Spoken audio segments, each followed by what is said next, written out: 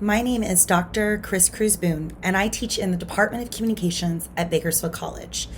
The following video that you're about to watch is completely unscripted. It was actually created during the quarantine when all school went online, but I'm adding it here to give you an overview for understanding this assignment. To be clear, the following video is not meant to replace the textbook or the assignment guidelines. It's just to provide you a quick overview so you can more deeply understand the assignment.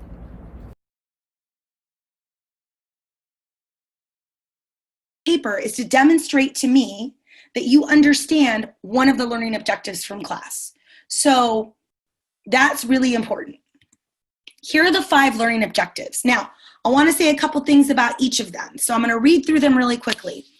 The first one is to apply critical thinking skills when listening to, analyzing, and evaluating oral messages. Critical thinking, right, is its own separate thing and applied to listening. So just listening to your peers' speeches, or analyzing, that would be giving and going back and watching a speech and making the comments. So there's a difference, and you know this difference, between when I told you to just be an audience member and not be rude, and when I told you to be an audience member and to write comments in the comment box. That was more of an analysis level. But then we get to the evaluating oral messages, and that's where you really are going to take a strong opinion one way or the other on a presentation. So those are 3 totally different learning goals. I had a student who focused just on listening. His whole 2-page essay was about listening, and that was okay. And I want to start with that, right? That starts my introduction into, you have to explain one of the learning outcomes. When I say explain in 2 pages one of the learning outcomes, I do not mean you have to explain every part of it. You can just explain a small portion of one of those learning objectives, and that's enough for me. Number 2, if you are doing yours on number 2, I think you have the toughest job as far as like breaking it apart, because this is the learning objective that has everything in it. It reminds me, my mom makes these magic cookies, and they have like caramel, chocolate, coconut, flour, butter, but like all of the goodness, like all of it in these cookies. These are like the magic cookie of learning objectives, because develop a speech, right, is all about how do you come up with your ideas? What's your thought process? Organize your speech. I had a really good essay I read yesterday that was about organization, and I'll talk more about that in a second. Supporting your ideas with personal experience or cited research are 2 totally different things. We just heard a speech about cited research, right, on the census, but next week you're going to give a speech with personal experience. Now, personal experience is still evidence, but research is when it comes from a credible source. I'm not saying you're not credible, it's just a different kind of research, right? When people use anecdotal evidence, that's more personal experience, personal analysis. When people use cited research, that's from vetted experts in the field. So I'm not even fully done with this second learning objective, and I've already broken down 5 different things that you could do your whole essay on. You could spend 2 pages talking about personal experiences and why they make it important, they help a speech be strong. The paper I read yesterday was about organizing your ideas, and one student, he said, organizing your ideas in a presentation is key to being successful, because the way we organize our ideas is different in the way we write versus the way we talk. So he said, there's an example of a speech where the governor was talking about Orange County and then Kern County and then Sacramento. And he started in the southernmost cities and worked his way up spatially. So that's spatial pattern of arrangement. A second pattern of arrangement would be chronological. So that would be, let's say you were talking about disability rights. You might say when the first ADA law passed through Congress in the late 60s would be your first anchoring point. In the 90s, when there was a federal push to bring all federal buildings up to compliance, then talk about where we're at this moment and how those other moments have shaped us in history. That's chronological. It goes from oldest to newest. Another pattern of arrangement would be topical. How do we clump ideas together like grapes? How do we clump them together to know what they will mean, right? So when you're giving a speech, he wrote this whole paper about the different way you choose to organize your ideas will be effective or not. Now, I wanted to really detailed explain that guy's paper because the word organize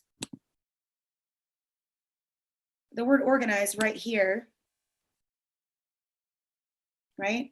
That's only one word out of 2, 4, 6, 8, 10, 12, 14, 16. There's 16 words in this sentence, and only one of them is organized. And a student's entire speech was on the word organizing when it comes to presentations. And he got 100% on his paper. So I just want to emphasize that you don't have to take it all on. Okay.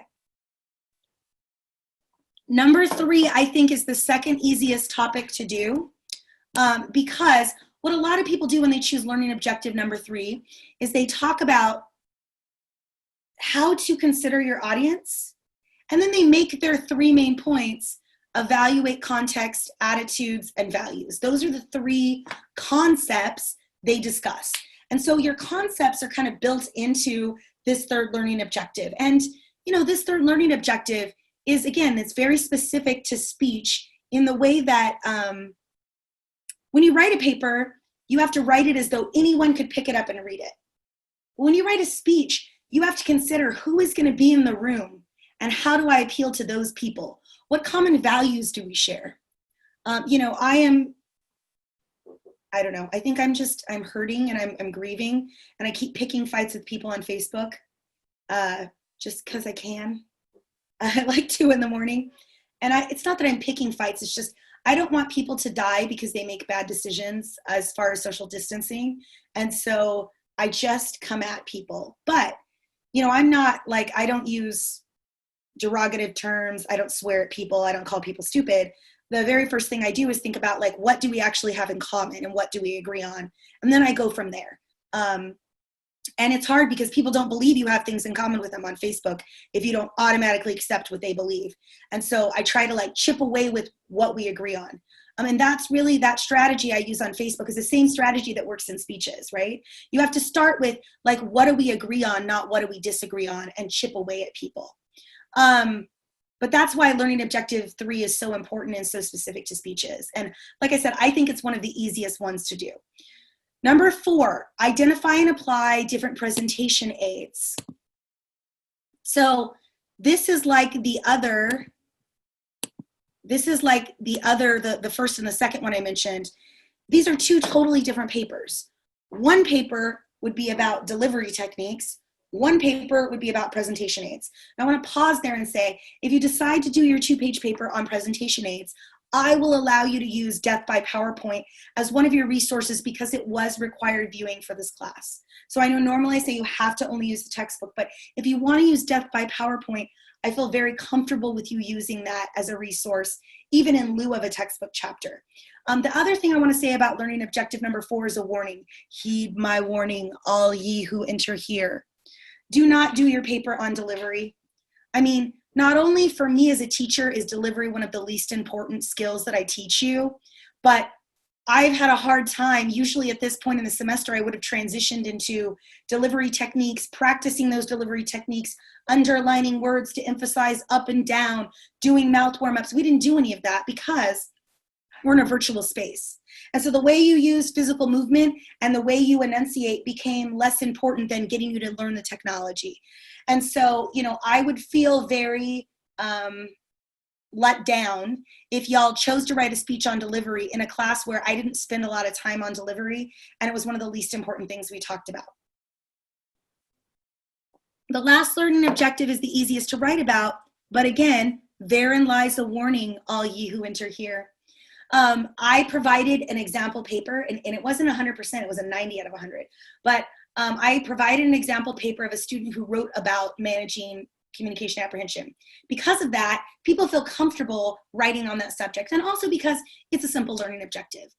But I read probably 50 papers every semester at the end of the term about managing communication anxiety. So if you are going to write a paper on that topic, it better be a good one, because it is impossible for me not to consider that I just read 8 other papers about managing communication anxiety and yours was the worst.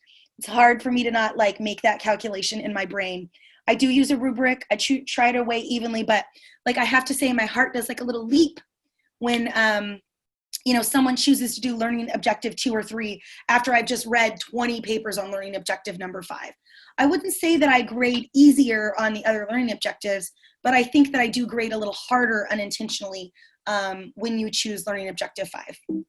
Okay, so here's what I want you to do right now. It's going to help us with the third part of what we're doing as far as preparing for the final paper.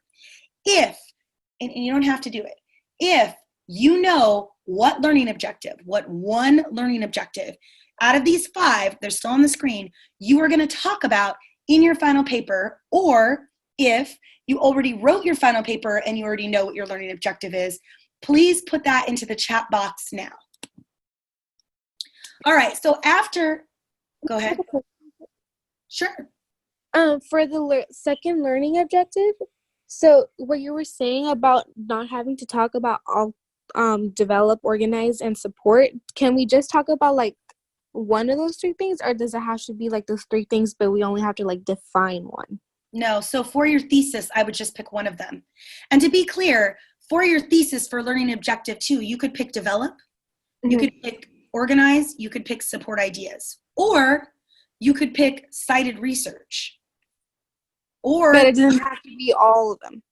No, it shouldn't be all of them. Okay. Yep, good question. That was a really smart question.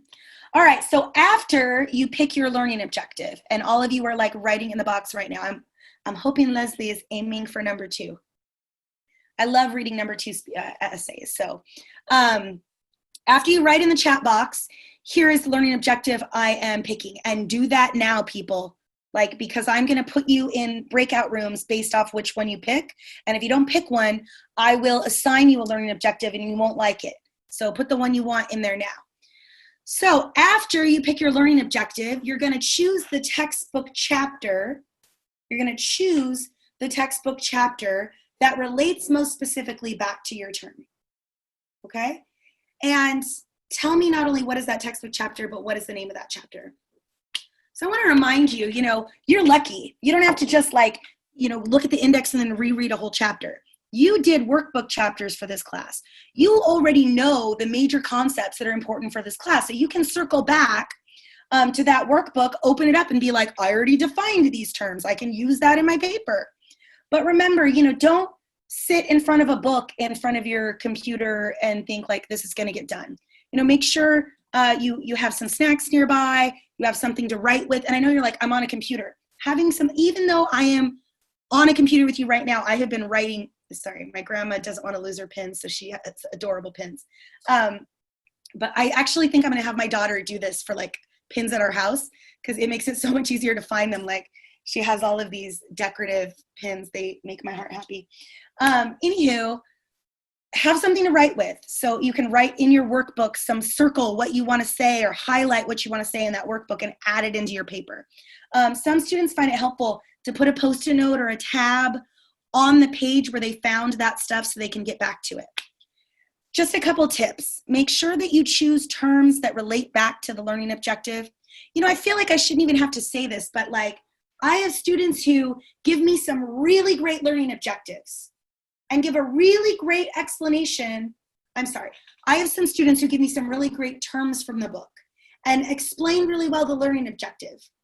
But the 2 things are like non-mixy things. They're like oil and water, and they're just like passing each other. They don't match. So don't be that guy or gal. Make sure you explain the terms in your own words before you move to the next step. I wouldn't even start your paper until you identified your learning objective, your terms, and then you thought like, how would I explain these terms in my own words? I prefer your own words paraphrased over quotes. I will take quotes, but I do prefer paraphrased if possible.